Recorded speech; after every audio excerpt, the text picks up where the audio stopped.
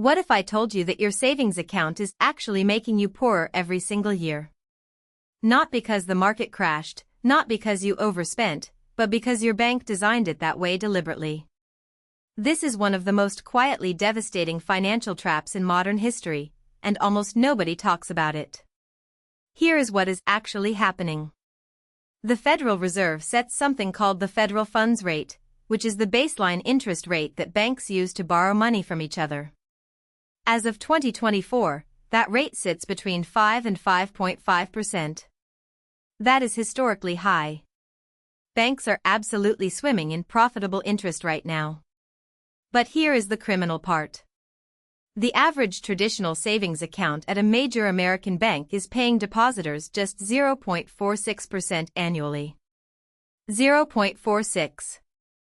Chase, Bank of America, Wells Fargo, these institutions are collecting over 5% on loans while handing you less than 0.5% on your deposits. They are pocketing the difference, which economists call the net interest margin, and in 2023, JP Morgan Chase alone reported a net interest income of $89 billion. $89 billion. And your cut of that was 46 cents per $100 per year. Now let us talk about inflation, because this is where the trap gets truly vicious. The Consumer Price Index, maintained by the Bureau of Labor Statistics, showed average inflation of around 3.4% in 2024. So if your savings account pays you 0.46%, but prices are rising 3.4%, your real return is actually negative 2.94%. You are losing nearly 3% of your purchasing power every single year just by trusting your bank. $100,000 sitting in a traditional savings account for 10 years, adjusted for inflation, could effectively shrink to the equivalent of around $74,000 in purchasing power. You did nothing wrong. You saved responsibly. You followed the rules. And the rules quietly robbed you. This is not an accident. A 2019 study from the Federal Deposit Insurance Corporation found that consumer inertia, meaning people just not switching banks, saves large financial institutions approximately $13 billion per year in interest they never have to pay out. Banks have spent decades building switching friction into their products. Direct deposit ties, automatic bill payments, joint accounts, mortgage relationships, every single one of these is a financial chain keeping you locked into low-yield accounts. Here is the thing that will make your jaw drop. High-yield savings accounts, offered by online banks like Marcus by Goldman Sachs, Ally Bank, and SoFi, were paying between 4.5 and 5.2% annual percentage yield in 2024. The exact same FDIC insurance protection. The exact same legal deposit guarantees. Just 40 times the interest.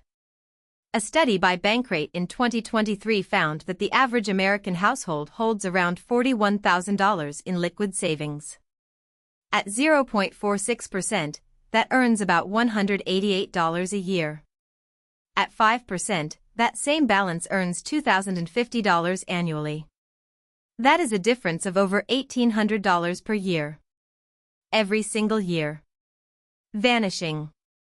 Because of bank brand loyalty. Let me give you the practical picture. In 2022, when the Fed started aggressively hiking rates, online banks responded within weeks, raising their yields to match the new rate environment. Traditional banks? They raised rates on loans almost immediately but delayed savings rate increases for months, sometimes over a year, according to a 2023 analysis by the Consumer Financial Protection Bureau. That delay alone transferred billions in earnings from depositors to shareholders. So what do you actually do about this? First, open a high-yield savings account today. It takes 20 minutes online. Check current rates on Bankrate.com or NerdWallet before choosing.